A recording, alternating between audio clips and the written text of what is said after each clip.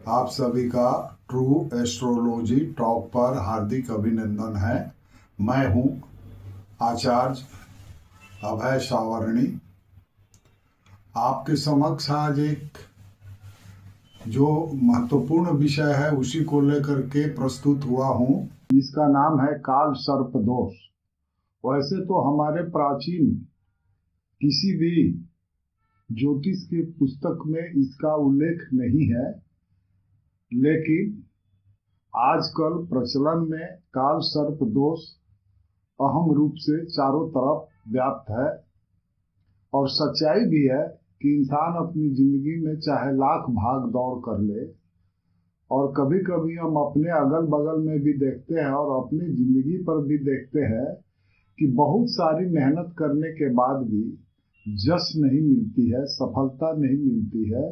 बड़े अच्छे डिग्री धारकों की अच्छी क्वालिफिकेशन, वाक्पटुता भी अच्छी होने के बावजूद भी सर्विस नहीं मिल पाती है, उनके करियर में कोई ग्रोथ नहीं हो पाता है। बहुत से ऐसे लोग हैं जो राजनीतिक फील्ड में जाना चाहते हैं, जनता की सेवा भी करते हैं, उनसे जुड़ते भी हैं और ईमानदारी से वे जनता के लिए तत्पर होना चाहते हैं, किंतु उनको न तो टिकट मिल पाती है और न ही वो विजयश्री हासिल कर पाते हैं। तो ज्योतिष में जैसे हर चीज में हमेशा इन्वेंशन होते रहा है, वैसे ही ज्योतिष में भी समय समय पर हमारे विद्वत जन इसमें खोज करते रहे हैं। हमको जहां तक लगता है 15वीं या 16वीं शताब्दी में लगभग लोगों के दिमाग में आया, आखिर में ऐसा कौन सी स्थिति है जिसके कारण लाख मेहनत करने के बाद या काफी भाग दौड़ करने के बाद भी हम अपने आप को वहीं स्थिर पाते हैं जहां थे, यानी कोई प्रोग्रेस नहीं हो पाती है। संतान में बाधा, नौकरी में बाधा, स्वास्थ्य में बाधा, ये सारी चीजें जो है आखिर में किस चीज के कारण हो रहा है। तो हमारे विद्वत जनों ने देखा कि काल सर्प दोष राहु और केतु से बनने वाला एक ऐसा दोष है जिसके चलते कुंडली में करियर में बाधा आती है, शादी में बाधा आती है, अगर संतान भाव में बनता है तो संतान में बाधा आती है, और शादी के भाव में बनता है तो शादी में बाधा आती है। तो आइए, जो मुझसे श्रेष्ठ है उनको प्रणाम, जो मुझसे छोटे हैं उनको आशीर्वाद, और जो मेरे समकक्ष हैं उनको राम राम जी। आइए हम जानते हैं काल सर्प दोष क्या है। तो सबसे पहले हम जानते हैं कि हमारे कुंडली में 12 भाव होते हैं। ये देखिए, हम कुंडली का एक मोटा मोटी आपको समझाने का प्रयास कर रहे हैं। मुझे आशा है कि आप बहुत ही आसान शब्दों में इसको समझ जाइएगा। जहां तक मैं कोशिश कर रहा हूं कि आपके लिए काफी सरल मैं इस विषय को बना दूं, ताकि आपको समझने में कोई कठिनाई नहीं हो। तो देखिए, ये आपका मोटा मोटी कुंडली का रूपरेखा हुआ। तो प्रत्येक की कुंडली, चाहे वो हमारी हो आपकी हो, कुंडली के 12 खाने होते हैं। 1, 2, 3, 4, 5, 6, 7, 8, 9, 10 और 11 तथा 12। तो ये जो कुंडली है 12 खाने 12 भावों को इंगित करते हैं। लग्न हो गया, धन हुआ, ये आपका सहज भाव हुआ, पराक्रम का भाव हुआ, मातृभाव हुआ, सुख का भाव हुआ, ये आपका संतान भाव हुआ, आपकी शिक्षा हो गई। वैसे ही रोग रीढ़ रिपु हुआ, ये शादी का घर हुआ, ये आपका गुप्त धन, शिक्षा, जो शिक्षा में गूढ़ विषय होते हैं उनके, और आपके मृत्यु का भाव है, या भाग्य का भाव है, लंबी यात्राओं का भी भाव है, और यह जो है आपका कर्म, कैरियर और पिता का भाव भी है, यह लाभ हुआ, भाई बड़े भाई का भाव भी है, और यह खर्च का भाव है, यानी ये 12 भाव है। तो लिहाजा काल सर्प दोष जो है राहु और केतु से बनता है। तो ऐसा नहीं है किसी की कुंडली में राहु और केतु एक ही जगह बैठे होते हैं। दुनिया बहुत से लोग हैं भिन्न भिन्न भावों में राहु और केतु बनेंगे, तो यह दोष लगता कब है?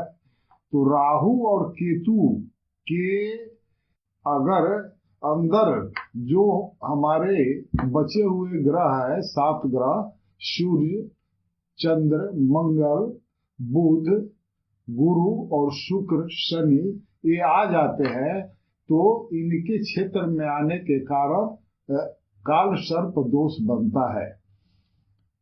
इसमें 2 भाग होता है। सबसे पहला भाग यह हो गया कि अगर सारे ग्रह अगर राहु और केतु के जद में आ गए तो पूर्ण काल सर्प दोष हुआ। और अगर मान लीजिए कि एक भी ग्रह इस जद से बाहर होता है या 2 ग्रह जद से बाहर हुआ, तो इसको हम लोग आंशिक काल सर्प दोष भी कहते हैं।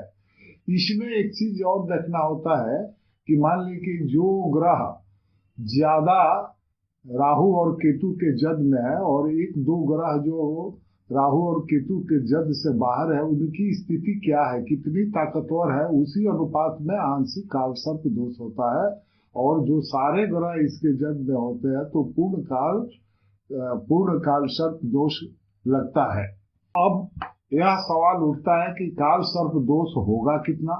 तो देखिए, अगर प्रथम भाव में बनता है तो यहाँ अगर राहु रहा, यहाँ पर जस्ट राहु के 7वें भाव में केतु होता है, तो यहाँ अगर केतु है, मान लीजिए यहाँ राहु है, तो केतु ठीक सामने यहाँ पर होगा। ठीक उसी तरह से राहु अगर यहाँ है तो केतु ठीक इसके सामने वाले भाव में होगा। उसी तरह तीसरे भाव में राहु यहाँ है तो केतु ठीक सामने वाले 9वें भाव में होगा। उसी तरह से मान लीजिए चतुर्थ भाव में राहु है तो फिर केतु 10वें भाव में होगा। उसी तरह पंचम भाव में राहु है तो केतु जो है फिर आपके लाभ भाव में होगा। फिर 6th भाव में अगर आपका राहु है तो केतु जो है आपका 12 हाउस में होगा। इसी तरह 12 भाव में राहु जाते हैं, उनके ठीक सामने वाले भाव में केतु होते हैं। और जब सारे ग्रह राहु और केतु के जद में आ जाते हैं तो उसको हम लोग कहते हैं कि काल सर्प दोष हुआ। और ये 12 प्रकार, चूंकि 12 खानों में बनेंगे तो 12 प्रकार के होते हैं, जिसमें अब प्रश्न उठता है कि सबसे खतरनाक काल सर्प दोष कौन सा होगा। तो ये जानना जरूरी है कि सबसे खतरनाक जो है काल सर्प दोष कौन सा होगा। तो देखिए, राहु और केतु में आने के बाद तृतीय भाव में से लेकर के भाग्य भाव तक, जैसे तृतीय भाव में राहु और केतु अगर भाग्य भाव में बैठ गया तो इसको जो है सबसे खतरनाक काल सर्प दोष हम इसलिए मानते हैं कि यह हमारे पराक्रम भाव से लेकर के भाग्य भाव तक बनता है, जिसके कारण हमारा जो है भाग्य प्रभावित होता है और पराक्रम भी प्रभावित होता है। श्री कृष्ण ने अपने गीता में ज्ञान दिया है कि इंसान पराक्रम के आधार पर ही अपने भविष्य और भाग्य का निर्माण करता है। तो ऐसे ही यह दोष भी हमारे कुंडली में पूर्व जन्मों के कर्मों के आधार पर ही बनता है। अब आप समझ गए होंगे। एक चीज और ध्यान दीजिएगा, आपके अंदर जिज्ञासा हो सकती है कि क्या राहु यहाँ है, केतु यहाँ है, तो इस साइड में अगर ग्रह होंगे तो जन्म में आएंगे? नहीं, मूवमेंट ऐसे हो रहा है ना। तो राहु सर्प है, केतु पूंछ है और यह टर्न करता है ऐसे। तो जो ग्रह ऐसे रहेंगे वही जद में आएंगे, जो बाहर है उसको हम लोग ये जद में आना नहीं कहेंगे। आप अब समझ गए होंगे। अब रहा कि ये काल सर्प दोष जो है, अगर मान लीजिए आपके पंचम भाव में बना तो संतान में बाधा, अगर आपके 6ठे भाव में बनता है तो आपके ऊपर कर्जे चढ़ जाएंगे, EMI बढ़ता जाएगा, आप परेशान हो जाएंगे। चतुर्थ भाव में बना, माता की स्थिति ठीक नहीं रहती है और सुख शांति में कमी आ जाती है। सुख से आप वंचित हो जाते हैं। धन भाव में बना तो धन में संस नहीं मिलता है। अगर पत्नी भाव में बन गया तो पत्नी से मतभेद, वैवाहिक जीवन में तबाही।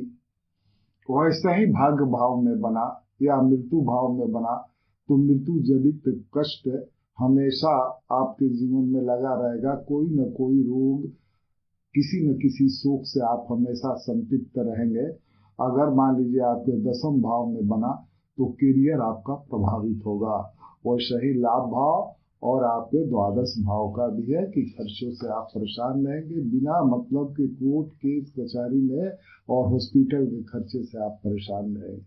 अब रहा बात कि चूंकि यह कलयुग है, भौतिकता इसमें प्रधान है और इसमें राहु को हम लोग सबसे ज्यादा प्रभावी इसलिए मानते हैं कि यह कलयुग जो है ये राहु की चीजों से ही चल रहा है। जैसे मान लीजिए राहु की जो चीज है इलेक्ट्रॉनिक्स, या आज के जमाने में जो हम मोबाइल देख रहे हैं, संचार, नेटवर्किंग, ये सारे राहु के कार्य क्षेत्र है। तो दुनिया ही इस पर चल रही है और आपका राहु अगर आपको प्रभावित किया सही ढंग से तो आप राजा बन सकते हैं। अगर राहु की कृपा आप पर नहीं है तो आपको रंक बनने में भी देरी नहीं होगा। ये रह गई आपकी इसकी व्याख्या। अब रही बात कि हम इसके लिए क्या करें, तो देखिए हर आदमी की कुंडली में बनने वाले अलग अलग खास दोष होते हैं, जिसके लिए आप कुंडली अगर कंसल्ट करके किसी ज्योतिषी से दिखाते हैं या हमसे दिखाते हैं तो उस आधार पर आपका राहु, केतु और उसके जद में आने वाले ग्रहों तथा विभिन्न स्थितियों को ध्यान में रखते हुए, लग्न को ध्यान में रखते हुए आपके रेमेडी बताए जाते हैं। जहां तक बात है जनरल रेमेडी का, तो मैं यही कहूंगा कि देखिए सबसे, चूंकि इसमें सर्प प्रधान होता है तो साल में श्रावण मास में एक नागपंचमी शुक्ल पक्ष में आती है। उस दिन आप राहु केतु से संबंधित काल सर्प, पितृदोष, इन चीजों से संबंधित कोई भी उपाय करेंगे तो सार्थक होता है। जहां तक किसी मंदिर में जाने की बात है तो आप त्र्यंबकेश्वर जाकर के काल सर्प दोष की पूजा या महाकाल जाकर के काल सर्प दोष की पूजा करा सकते हैं। अब रही बात कि अगर आप चाहे तो आप नियमित रूप से महामृत्युंजय का जाप करें और सोमवार को आप भगवान भोलेनाथ को कच्चे गाय के दूध में तिल डाल करके और उनको अभिषेक करने के बाद आप महामृत्युंजय मंत्र के जाप के साथ साथ ओम नमः शिवाय का जाप करें तो आपके कष्ट दूर होंगे। दूसरी बात, चूंकि कलयुग में प्रधान देवता और पावर दिया गया है हनुमान जी को, वैसे तो कोई भी पूजा हम लोग चंडी विनायको कलियुगे बिना गणेश और माँ अम्बे के नहीं होती है, लेकिन कलयुग में राम जी ने कलयुग की रखवाली और कलयुग का नेतृत्व और सभी दुख हरने के लिए भगवान हनुमान को दिए हुए हैं।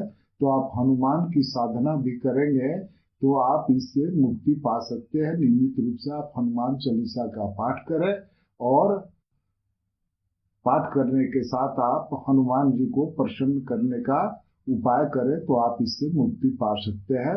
एक काल सर्प दोष के बारे में मैंने आपको बताने का बहुत संक्षिप्त और सरल ढंग से प्रयास किया है। आशा है आपको पसंद आई होगी। अगर आपको हमारी वीडियो अच्छी लगी हो तो आप इसे सब्सक्राइब करेंगे, लाइक करेंगे और दूसरों को भेजेंगे भी, जिससे हम आपसे जुड़ सकते हैं। कि अगर आप किसी तरह के भी इन दोषों से प्रभावित है, जैसे काल सर्प दोष और पितृदोष, मंगल दोष, तो आप हमसे कांटेक्ट कर सकते हैं। मेरा नंबर को दिया गया है और मेरा लिंक भी इस पर उपलब्ध है। धन्यवाद।